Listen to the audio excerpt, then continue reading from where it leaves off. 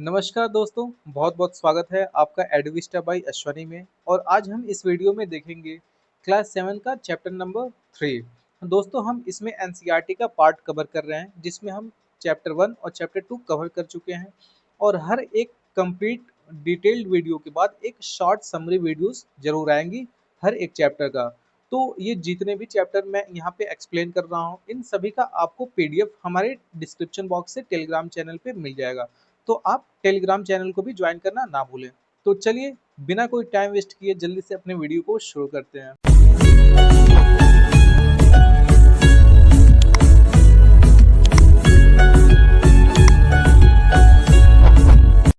दोस्तों, इस चैप्टर में हम पढ़ेंगे आवर चेंजिंग अर्थ, यानी हम अर्थ के मूवमेंट के बारे में पढ़ेंगे कि अर्थ के मूवमेंट कैसे डे बाय डे या फिर कुछ कुछ टाइम पे चेंज होते रहते हैं, और इन चेंजेस की वजह से हमें क्या क्या चीज़ें देखने को मिलती हैं, हम उनके बारे में भी जानेंगे। तो पहले कह रहा है मूवमेंट इनसाइड द अर्थ। देखो, कुछ मूवमेंट अर्थ के इनसाइड भी होता है, कुछ आउटसाइड भी होता है। ठीक है, तो पहले हम इनसाइड वाली मूवमेंट को देखते हैं। कह रहा है जो लिथोस्फेयर है, ठीक है, ये बहुत से प्लेट्स में क्या हुआ है, टूटा पड़ा है। जैसे मैंने आपको पिछले वीडियो में बताया था, जो अर्थ का क्रस्ट है, इसको हम क्या बोलते हैं, लिथोस्फेयर। बट लिथोस्फेयर भी अगर आप लोग देखोगे तो कई सारे पार्ट्स में क्या है, टूटा पड़ा हुआ है। ठीक है, उन्हीं लिथोस्फेयर के अलग अलग पार्ट्स को हम प्लेट्स बोलते हैं। और कह रहा है ये प्लेट्स क्या होते हैं, धीरे धीरे स्लोली एक तरफ से, या फिर सर्कुलर कह सकते हो, हॉरिजेंटल कह सकते हो, मूव करते रहते हैं। और इन्हीं प्लेट्स की मूव करने की वजह से जो हॉट मोल्टेन मैग्मा अंदर है अर्थ के क्रस्ट के, वो बाहर आता है अर्थ के सरफेस पे। This movements of the plate causes changes of the earth surface. और जब बाहर आएगा तो अर्थ के सरफेस पे बहुत से चेंजेस आपको देखने को मिलेंगे। This movements of the earth are caused due to two forces. और ये होता क्यों है, दो फोर्सेस की वजह से। ठीक है, सबसे पहले है आपका एक एंडोजेनिक फोर्सेस और दूसरा है एक्सोजेनिक फोर्सेस। एंडोजेनिक फोर्सेस वो फोर्सेस होती हैं जो अर्थ के इंटीरियर से लगती हैं। ठीक है, इसीलिए हम इनको बोलते हैं एंडोजेनिक फोर्सेस। दिस फोर्सेस में प्रोड्यूस सडन और स्लो मूवमेंट। और क्या होता है, ये या तो सडन भी हो सकती हैं, बहुत अचानक से, या फिर बहुत धीरे धीरे। जैसे सडन में क्या होता है, वोल्केनो आता है, यह एक सडन हैपनिंग है। बट स्लो मूवमेंट क्या है, प्लेट्स धीरे धीरे धीरे धीरे एक दूसरे से दूर जा रही हैं, या फिर पास आ रही हैं, या फिर स्लाइड हो रही हैं एक दूसरे के साथ। तो ये एक तरह का स्लो मूवमेंट है। ठीक है, तो वही कह रहा है, ये सडन भी हो सकता है और स्लो मूवमेंट दोनों हो सकता है। जैसे आपका अर्थक्वेक हो गया, वोल्केनो हो गया, लैंडस्लाइड हो गया। ठीक है, ये सब आपके क्या है, एंडोजेनिक फोर्सेस की वजह से होते हैं। दूसरा है आपका exogenic forces, the forces which works on the surface of the अर्थ। जो अर्थ के सरफेस पे फोर्सेस लगती हैं, इनको हम बोलते हैं एक्सोजेनिक। ठीक है, वही कह रहा है, are known as exogenic forces the formation of various landform of the surface of the earth. देखो, अर्थ के सरफेस पे जितने भी लैंडफॉर्म आपको देखने को मिलते हैं, वो सब एक्सोजेनिक फोर्सेस से मिलके बने हुए हैं। ठीक है, जिसमें सबसे पहले चलो हम देखते हैं एक एक करके। Volcano, volcano is a vent और an opening in the earth crust. देखो, वोल्केनो क्या है, एक तरह का वेंट है। ठीक है, इस ये जो है ना, ये वाला पार्ट, इसको हम बोलते हैं वेंट। ठीक है, जो एक होल टाइप का होता है ऊपर। ये कहाँ होता है, अर्थ के क्रस्ट पे। ये जो अर्थ का क्रस्ट है, ठीक है, यहाँ पे होता है एक वेंट टाइप का। और यहीं से क्या होता है, interior of the earth is extremely hot. जो अर्थ का इंटीरियर वाला पार्ट है ना, पिछले मैंने आपको बताया था कि अर्थ का जो इंटीरियर पार्ट है, यहाँ टेम्परेचर बहुत ज़्यादा है। और बहुत ज़्यादा होने की वजह से जो रॉक्स हैं यहाँ पे बहुत हॉट हो जाते हैं। ठीक है, यही हॉट रॉक्स आपके फ्लूइड बन के ऊपर की तरफ आते हैं, और ये क्या करते हैं, अर्थ के सरफेस पे आके ऐसे लाइज हो जाते हैं। ठीक है, इससे बहुत से चेंजेस आपको देखने को मिलेंगे अर्थ के सरफेस पे। वही कह रहा है यहाँ पे, देखो कि ये हॉट और हीट, ज़्यादातर हीट और प्रेशर की वजह से मेल्ट हो जाते हैं रॉक्स, और मैग्मा में चेंज हो जाते हैं। और यही मैग्मा कह रहा है कि कलेक्ट्स इन मैग्मा चैम्बर। मैग्मा, ये देखो, ये है आपका मैग्मा चैम्बर। जो भी मैग्मा है यहाँ पे ट्रैप हो जाता है, यहाँ पे कलेक्ट हो जाता है। और फिर क्या करता है, ये ऊपर की तरफ पुश करता है। ठीक है, अर्थ के क्रस्ट में ऊपर की तरफ पुश करता है, और जहाँ से कमजोर पाता है वहीं से ये बाहर आता है। The result in the eruption of a volcano. और इसका रिजल्ट क्या होता है, हम कहते हैं कि वोल्केनो इरप्ट हुआ है। ठीक है, इसी का रिजल्ट होता है कि वोल्केनो इरप्ट होता है। फिर है आपका दूसरा अर्थक्वेक, इसके बारे में जानते हैं। कह रहा है an earthquake is a caused due to the movement of the lithospheric plate. देखो, जो ऊपर वाली प्लेट होती है ना, उसको हम बोलते हैं लिथोस्फीयर, जो अर्थ की क्रस्ट है। ठीक है, पिछली वीडियो में मैंने आपको बताया था कि लिथोस्फीयर क्या होता है। वही कह रहा है कि this move plates moves the surface of the earth vibrate, और जब भी ये प्लेट्स मूव होगी, चाहे कन्वर्जेंट में मूव हो आपके, चाहे डाइवर्जेंट में मूव हो, चाहे आपके हॉरिजॉन्टल में मूव हो, तो हमेशा कहीं ना कहीं वाइब्रेशन फील होगा। ठीक है, वाइब्रेशन होगा अर्थ के क्रस्ट पे। तो इसी वाइब्रेशन, अब देखो ये वाइब्रेशन सिर्फ कहाँ तक होगा, कुछ दूरी तक होगा। ठीक है, अब ऐसा नहीं है कि वाइब्रेशन आपका इंडिया में हुआ तो अमेरिका तक फील हो, ऐसा नहीं है। ठीक है, जैसे कुछ एरिया भी उसका डिसाइडेड होता है, कुछ एरिया तक उसका प्रभाव होता है। जैसे पिछली बार नेपाल में जब भूकंप आया था, तो हमारे इंडिया में भी उसको महसूस किया गया था। तो वही है, कुछ आसपास के एरिया तक अपना वाइब्रेशन कॉज करता है, और यही वाइब्रेशन को हम क्या कहते हैं, अर्थक्वेक कहते हैं।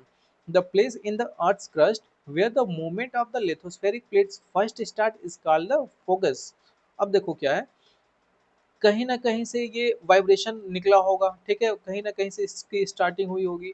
अब अर्थ के नीचे कहीं ना कहीं स्टार्टिंग हुई होगी अर्थ के नीचे। अब वहीं जहां से स्टार्टिंग हुआ सबसे पहले, जहां से ये वाइब्रेशन हुआ है, उसी को बोलते हैं हम फोकस। ठीक है, इसको हम हाइपो सेंटर भी बोलते हैं, फोकस बोलते हैं, और जस्ट उसी के अबव में हम बोलते हैं एपी सेंटर। जैसे अब देखो यहाँ पे ये है आपका अर्थ का क्रस्ट। सपोज करो ये वो पॉइंट है जहां से वाइब्रेशन निकला है, वाइब्रेशन कॉज हुआ है, तो हम इसको क्या बोलेंगे, फोकस बोलेंगे, या फिर हाइपोसेंटर बोलेंगे। और जस्ट इसी के अबव में है, ठीक है, ये अर्थ का ग्राउंड है, एकदम ऊपर का क्रस्ट है, यहाँ पे होता है आपका एपिसेंटर, और यहाँ होता है आपका हाइपोसेंटर या फिर फोकस। फिर है the place on the surface above the focus is called epicentre. देखो वही कह रहा है कि फोकस के जस्ट ऊपर वाला जो आपका सरफेस होता है, पॉइंट होता है, उसको हम बोलते हैं epicentre. It is from the epicentre that vibration in the form of wave. अब देखो ये वाइब्रेशन पहुंचता कैसे है, वेव के फॉर्म में। वेव कौन कौन सी वेव है ये भी हम जानेंगे। This are known as the seismic wave, और जो वेव्स ये वाइब्रेशन पहुंचाती हैं उनको हम बोलते हैं seismic waves. Greatest damage and destruction of humans life and property. ठीक है, और क्या होता है जब भी अर्थक्वेक कहीं आता है, तो आप देखोगे ह्यूमंस लाइफ बहुत अफेक्ट होते हैं, प्रॉपर्टी को डैमेज होता है, ह्यूमन लाइफ को डैमेज होता है, बहुत से लोग मरते हैं, बहुत सी चीज़ें बिखरी पड़ी होती हैं।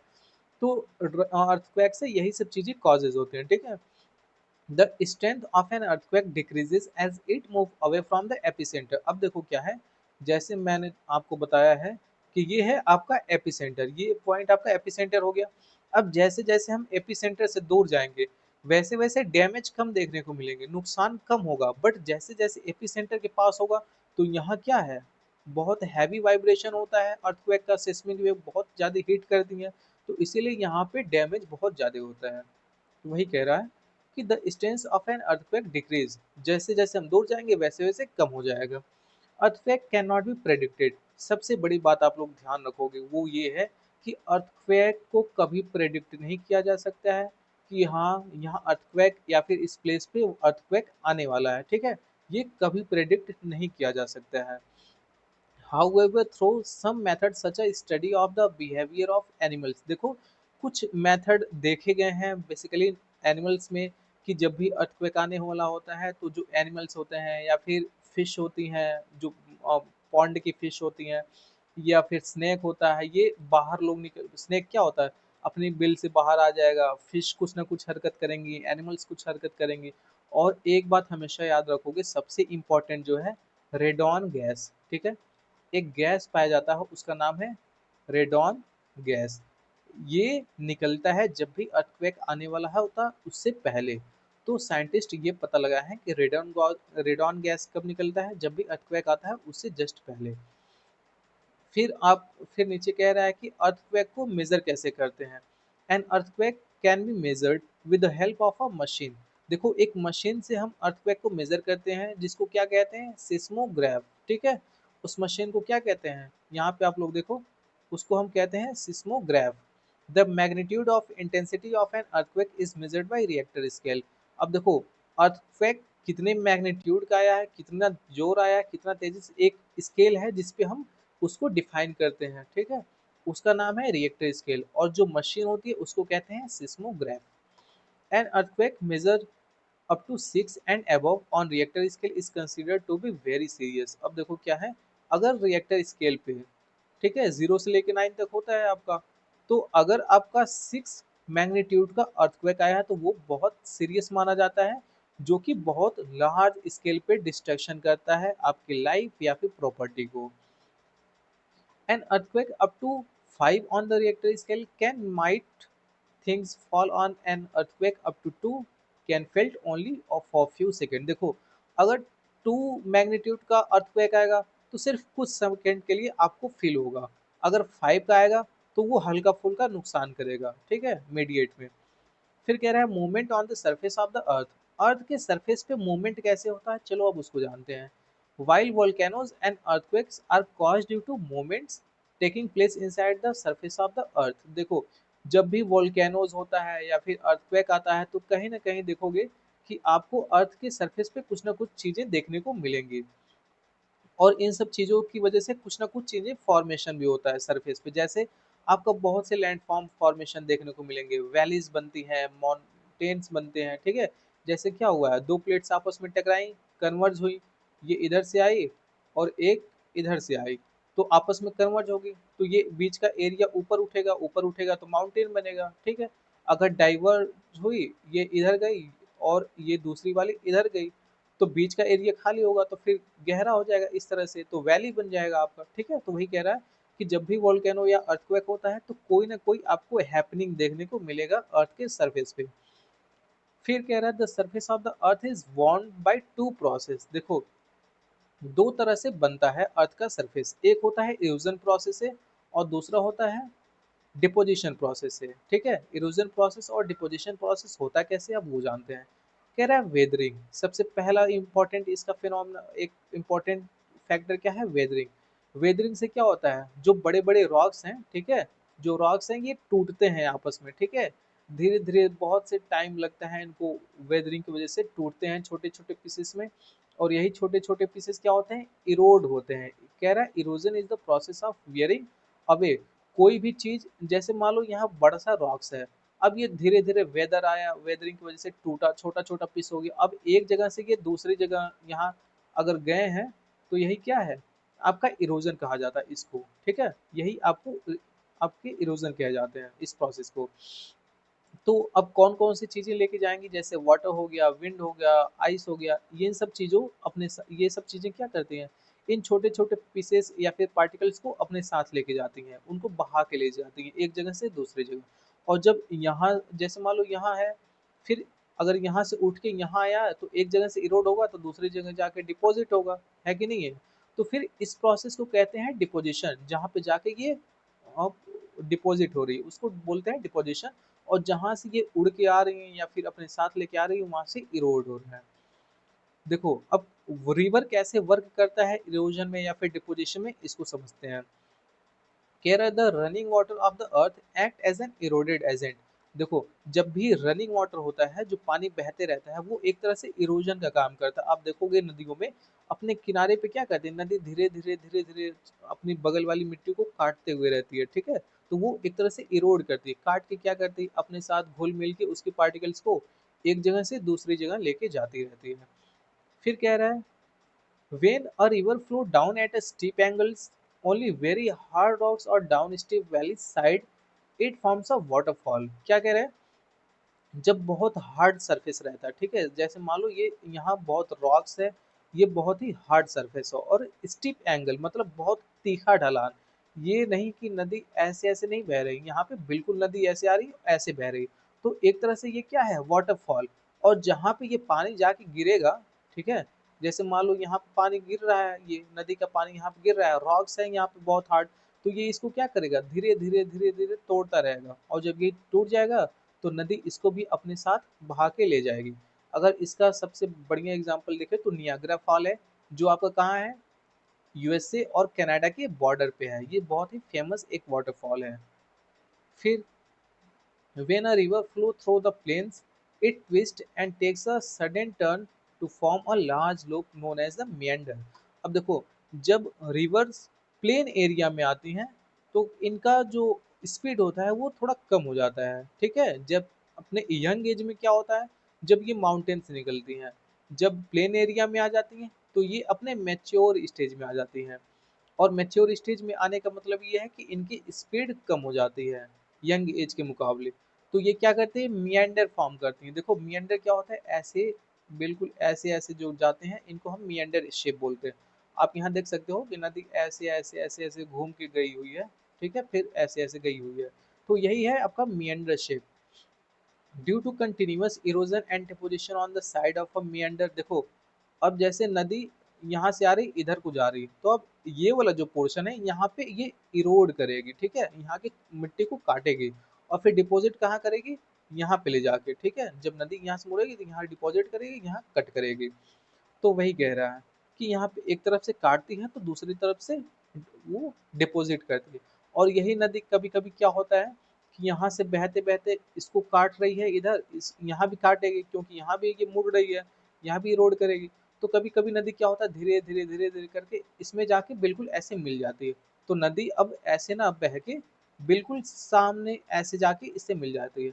तो अब देखो क्या हो गया कि हमारा जो ये वाला पोर्शन था, ठीक है, यहाँ वाला पोर्शन, एक सेकेंड कलर में चेंज कर लेता हूँ। देखो अब हमारा जो यहाँ वाला पोर्शन था तो वो क्या हो जाएगा, वो तो छूट जाएगा यहाँ से, क्योंकि नदी यहाँ से सीधे सीधे चली जा रही है। तो यही क्या करता है, ऑक्सबो लेक बना देता है। अब जैसे देखो यहाँ देखो, ये यहाँ से काट के बिल्कुल जाके यहाँ मिल गई। तो हमारा ये वाला जो पोर्शन है एक तरह के से देखो ऑक्सबो लेक की तरह बन जाएगा, ठीक है। तो इसी को बोलते हैं हम ऑक्सबो लेक। फिर कह रहा है many times a river overflow it's bank resulting in flood. और कभी कभी क्या होता है, नदियां ऐसे जैसे बहते हुए जा रही हैं, ठीक है, बिल्कुल नॉर्मल अपने बैंक में बहते हुए जा रही हैं जो भी इनका रास्ता है, बट कभी कभी इससे बाहर निकल जाती हैं तो वही फ्लड आ जाता है आसपास के एरिया में। Due to flooding many layers of fine swells called sediment are deposited on the banks of the river। अब देखो जब नदी जा रही है तो जाहिर सी बात है नदियों के पानी में सैंड के पार्टिकल्स होंगे, छोटे छोटे पार्टिकल्स होंगे। तो ये क्या करते हैं, जब बाढ़ आता है, फ्लड आता है, तो ये अपने साथ उन छोटे छोटे पार्टिकल्स को लेके जाती हैं। और फिर क्या होता है, जब पानी सूखता है तो वो तो एवोपरेट होके ऊपर उठ जाता है, बट उनके साथ जो सेडिमेंट्स होता है वो क्या होता है, वहीं सेटल डाउन हो जाता है, ठीक है। वो जब सेटल डाउन हो जाएगा तो वही एक न्यू लेयर फॉर्म करता है सॉइल का, जो बहुत फर्टाइल होता है। फिर वही कह रहा है यहाँ पे, the result is the formation of the fertile flood plain. वो क्या करता है, बहुत ही फर्टाइल लैंड का लेयर फॉर्म कर देता है। फिर कह रहा है as a river approaches the sea the flow of water decreases. अब देखो जब वो सी के पास में जाएगी, जैसे मान लो अब यहाँ पे समंदर आ गया, ठीक है, नदी इधर से आ रही है, तो अब इसका फ्लो और कम हो जाएगा। जैसे यंग एज में बहुत तेज होता है, मेच्योर में थोड़ा कम, और जब ये अपने ओल्ड एज में आती है नदी तो इसका फ्लो बिल्कुल कम हो जाता है। तो वही है यहाँ पे आके मिलेगी जब, तो यहाँ क्या फॉर्म करती है आपका, डेल्टा फॉर्म करती है, ठीक है। देखो जैसे कहाँ हम पढ़ रहे थे, इधर flow of water decrease and the reverse gate divided into many streams. अब नदी आ रही है, ठीक है, यहाँ बिल्कुल प्लेन एरिया है और यहाँ से सी स्टार्ट है। अब ये यहाँ से क्या करेगी, बहुत से टुकड़ों में एक इधर जाएगी, फिर एक इधर जाएगी, यहीं से टूट के इधर आएगी, फिर इधर आएगी, जैसे आप लोग देख रहे हो ना, रिवर आ रही है, फिर इधर बह के गई है, इधर गई है, इधर गई है। तो बहुत से इसके छोटे छोटे छोटे छोटे स्ट्रीम्स देखने को मिलते हैं, तो इसी को हम बोलते हैं ट्रिब्यूटरीज। क्या बोलते हैं, ट्रिब्यूटरीज। फिर कह रहा है as the speed of river become too slow, जब बहुत ज्यादा कम हो जाएगा, it becomes to deposit various sediment. अब ये अपने साथ जितने भी सेडिमेंट्स लेके आई है जो बच गए हैं फ्लड की वजह से, या फिर फ्लड नहीं आया तो जो भी सेडिमेंट्स लेके आई है सबको लाके कहाँ डिपॉजिट कर देगी, इन्हीं एरियाज में लाके डिपॉजिट कर देगी, ठीक है। Each distributaries form its own mouth, और हर एक डिस्ट्रीब्यूटरी के पास इसका अपना माउथ, माउथ कहने का मतलब है, जैसे देखो ये मेन रिवर से इधर आई है तो एक स्ट्रीम का माउथ ये, फिर इधर निकला है इसका माउथ ये, सब कुछ लाके अपना सेडिमेंट्स इधर ही डिपॉजिट कर देंगे सब, ठीक है। तो वही क्या बनाता है आपका, डेल्टा बनाता है, ठीक है। फिर है आपका सी वेव्स। सी वेव्स क्या होता है, कह रहा है sea waves form various coastal landform. Sea wave की वजह से बहुत कोस्टल लैंडफॉर्म बनते हैं आपके। क्यों कैसे बनते हैं? वो भी या तो इरोजन होगा या तो डिपोजिशन होगा। देखो, अर्थ पे जितने भी लैंड फॉर्म है सिर्फ दो ही वजह से बनेंगे, या तो इरोजन से या तो डिपोजिशन से। तो आप लोग इतना याद रखोगे। As the sea wave continuously stack the rocks. देखो, जैसे मान लो यहाँ समंदर है, ठीक है, और समुंदर के किनारे देखोगे रॉक्स देखने को आपको मिलेंगे। जब ये समुंदर का पानी आके इस पे हिट करता है बहुत तेजी से, तो क्या करता है, अपने साथ रॉक को धीरे धीरे धीरे धीरे तोड़ता रहता है, ठीक है। और जब भी क्रैक आता है रॉक्स में, छोटे छोटे पार्टिकल्स में टूट जाता है, तो उनको अपने साथ बहा के ले जाता है या फिर आसपास के एरियाज में बिखेर देता है। Sometimes hollow caves are formed from the rocks and are known as sea caves। अब देखो क्या होगा, कभी कभी क्या होता है, ये बहुत बड़ा सा रॉक्स है, ठीक है, ये बहुत बड़ा सा रॉक्स है, यहाँ वाटर आ रहा है, हिट कर रहा है, हिट कर रहा है, हिट कर रहा है, फिर ये क्या करेगा, एक केव बना देगा, ठीक है। बिल्कुल यहाँ सपोज करो इतने दूर के एरिया पे हिट किया, तो यहाँ एक केव का फॉर्मेशन कर देगा। तो उसी को कह रहा है कि सी केव बोलते हैं उसको। अब कह रहा है sea arches are formed when the caves become so hollow that only the roof of the cave remain. इसको फिगर से समझो। देखो, ये देखो, समंदर का पानी यहाँ से आ रहा है, इसको हिट करता जा रहा है, तो धीरे धीरे यहाँ से आएगा, फिर तोड़ के बाहर अपने साथ बाहर ले जाएगा, फिर आएगा तोड़ के बाहर ले जाएगा। तो एक तरह से गुफा बन गया है कि नहीं बन गया है रॉक्स में। तो इसी को बोलते हैं सी केव।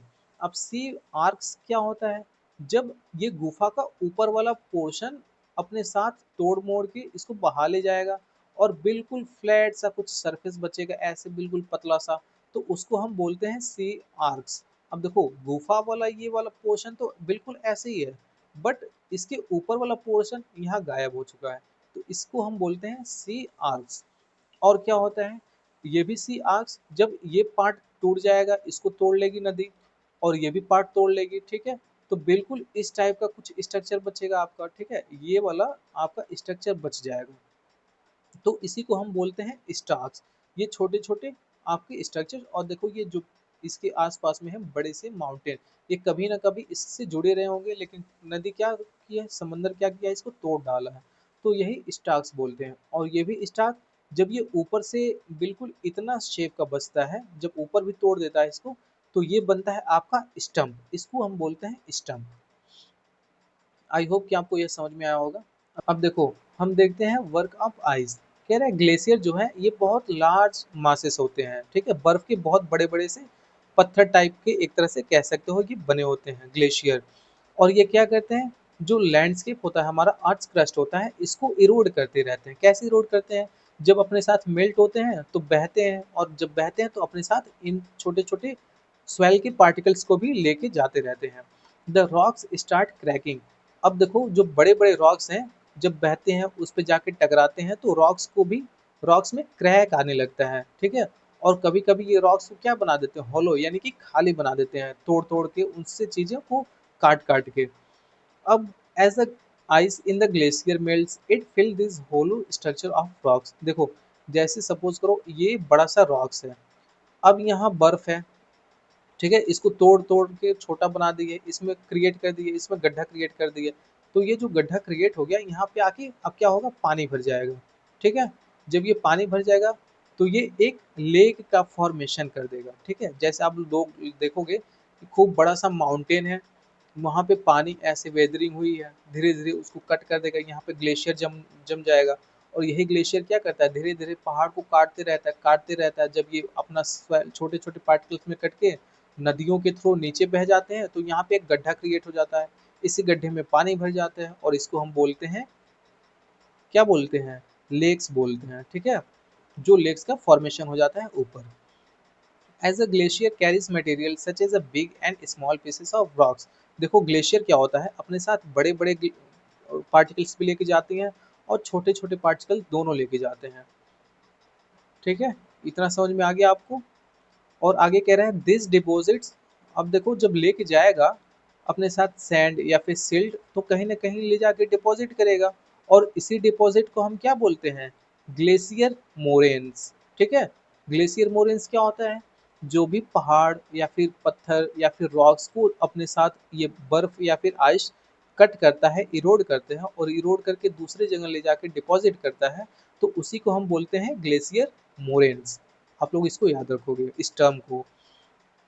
फिर कह रहा है wind as an agent erosion. अब विंड कैसे काम करती है तो इसको भी देखो। कह रहा है wind is an active agent of erosion in the desert regions. अब देखो जो डेजर्ट रीजन्स होता है वहाँ विंड बहुत अच्छा काम करती है इरोड करने का। क्यों? क्योंकि विंड अपने साथ इतने हैवी पार्टिकल्स तो अपने साथ उड़ा के लिए नहीं जा पाएगी।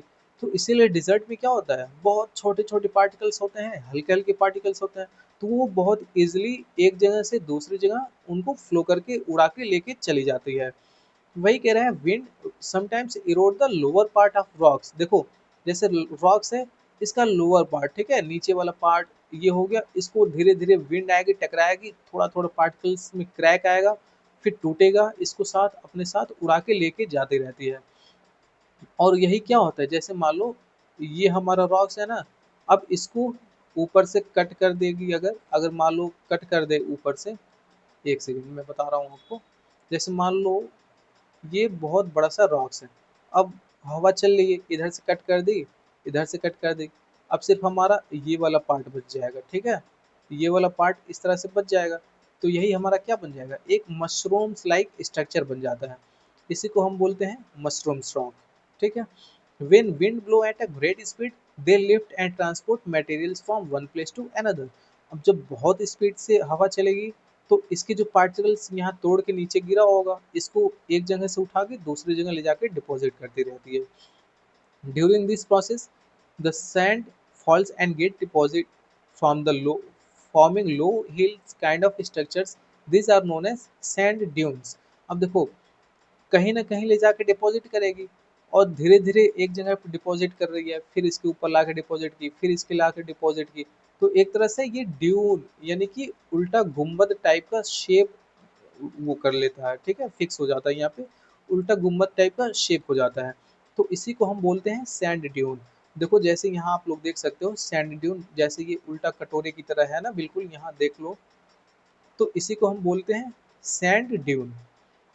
The wind carries the extremely fine and light grains of sand. और विंड क्या करती है, जो बहुत छोटे छोटे पार्टिकल्स होते हैं ना, सिर्फ उन्हीं को लेके जाती है ये। This grains of sand get deposit in a large area. अब बहुत लार्ज एरिया में देखो, एक हुआ, दो हुआ, तीन हुआ, चार, पाँच, 10, 20, ठीक है, इतने हुए, या फिर कुछ एरिया में अगर ये ड्यून्स देखने को मिलेंगे तो वो सैंड ड्यून्स है नॉर्मली। बट अगर देखोगे बहुत लार्ज एरिया में, जैसे आप राजस्थान के साइड जाओगे तो देखोगे कई कई किलोमीटर ऐसे सैंड ड्यून्स देखने को मिलेंगे आपको, तो उनको हम बोलते हैं लॉयस, ठीक है, उनको क्या बोलते हैं, loess. Large deposit of loess are found in China. जो सबसे लार्ज डिपॉजिट है अगर लोएस की बात करें तो वो कहाँ मिलता है, आपका चाइना में देखने को मिलता है। तो आई होप कि आपको यह वीडियो पसंद आई होगी। ऐसे ही वीडियोस देखने के लिए इस वीडियो को लाइक करें और हमारे चैनल को सब्सक्राइब करके बेल आइकन को ऑन कर लें। तो मिलते हैं जल्द एक और नए वीडियो में एक और नए सेशन के साथ। तब तक के लिए अपना ख्याल रखें। जय हिंद।